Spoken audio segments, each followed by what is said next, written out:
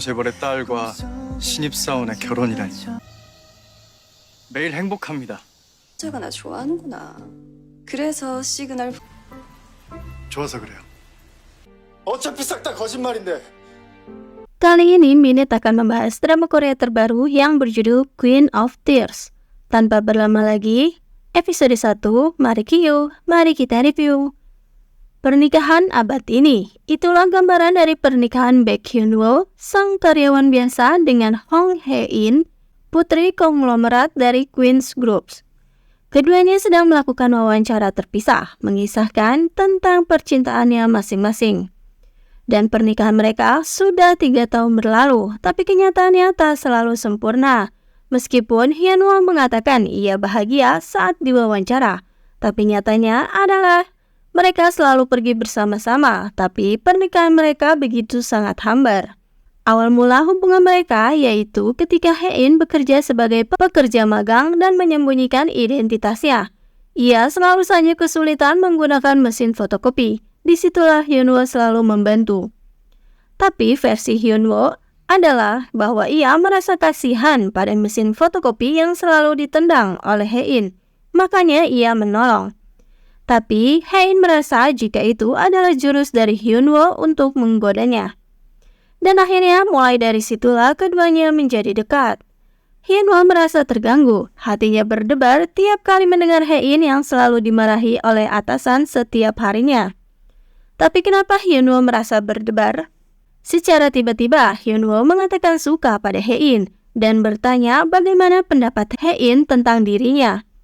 Hyun-woo sedikit flexing, ia berkata jika dirinya punya 35 sapi, lulusan SNU, jurusan hukum. Intinya ia punya sedikit tabungan, meskipun Hae-in dipecat, ia bisa menanggung biaya hidup Hae-in. Hae-in hanya melongo mendengar hal itu. Semenjak itulah keduanya menjadi romantis, tapi sikap Hyun-woo langsung berubah, ia bahkan mengundurkan diri setelah mengetahui identitas asli dari Hae-in. Hae-in sampai membawa helikopter untuk menjemput Hyun-woo yang ada di kampung halamannya. Bak bidadari yang turun dari langit menjemput pangeran. Hyun-woo pun jadi tak bisa menahan diri, akhirnya keduanya berpelukan. Namun kini diam-diam Hyun-woo berniat bercerai dari Hae-in, karena Hae-in adalah wanita yang tak waras. Hae-in memanggil Hyun-woo dengan raut wajah kesal. Kenapa Hyun-woo di tim hukum tidak berada di pihaknya? Hae-in berniat untuk menutup toko di mall yang memiliki penjualan kecil. Hyun-woo menjelaskan secara rinci kenapa ia tak menyetujui hal itu. Tapi ujungnya ia tak bisa berkutik karena istrinya itu secara tajam memerintahkan untuk melakukan hal yang Hae-in inginkan. Keluarga konglomerat memang berbeda. Seperti biasa, anggota keluarga Queens berkumpul.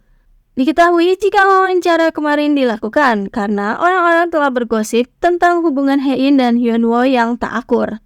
Tiba-tiba ibu mertua malah menyuruh Hyun-woo untuk kuliah lagi di luar negeri, padahal ia tak berniat untuk berkuliah lagi. Dan kini keduanya pun harus memiliki anak.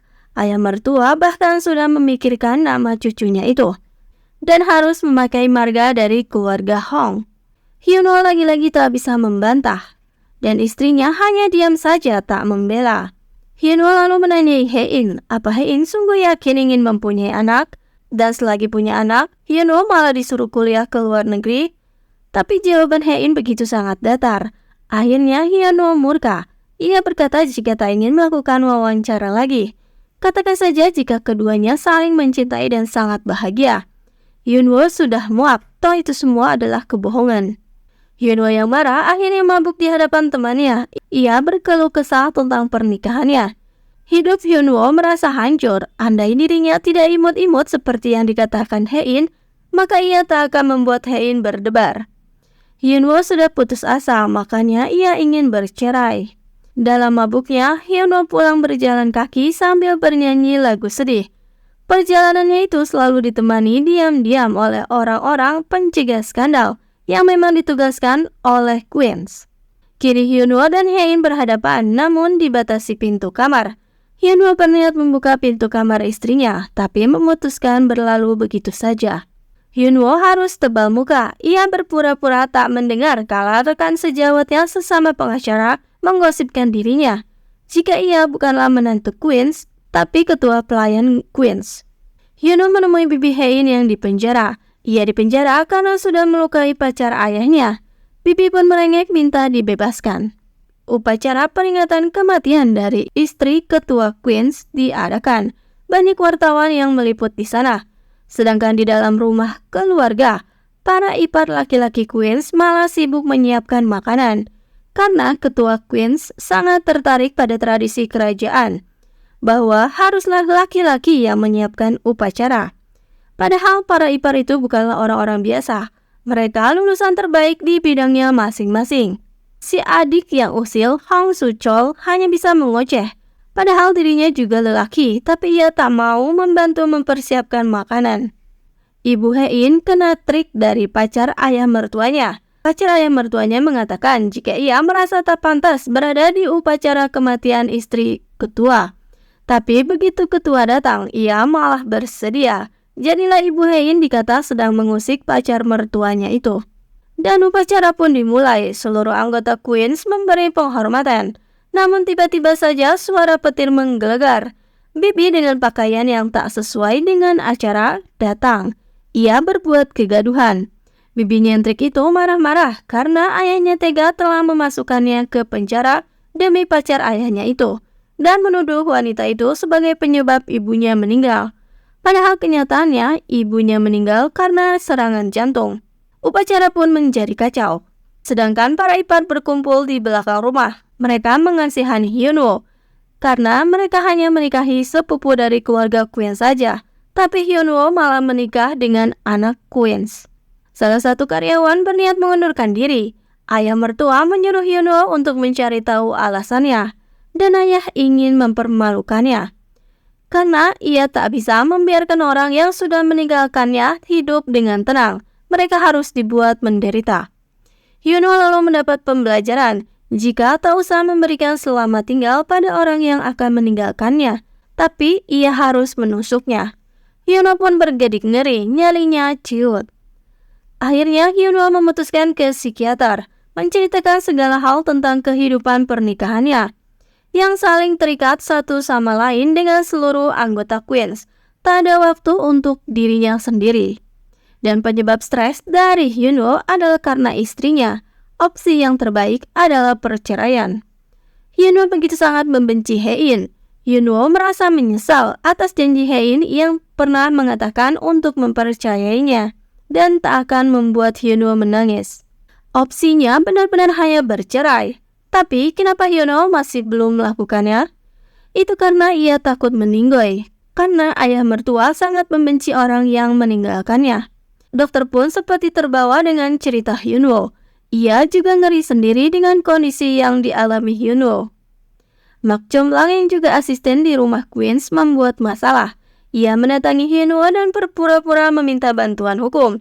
Namun ujungnya ia malah mengatakan jika Hein sudah membuat surat wasiat yang berisi jika seluruh kekayaan Hein nantinya akan diwariskan pada Queens. Tak ada bagian Hyunwoo di sana. Hyunwoo pun tercengang karena baru mengetahui fakta itu. Sang Mak Jomblang melakukan hal ini karena tadi di lift ia merasa sudah diacuhkan oleh Hein.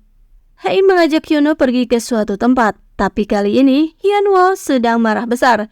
Ia tak mau pergi bersama dengan Hein. Hyunwoo semakin banyak pikiran, akhirnya ia memutuskan untuk pulang kampung.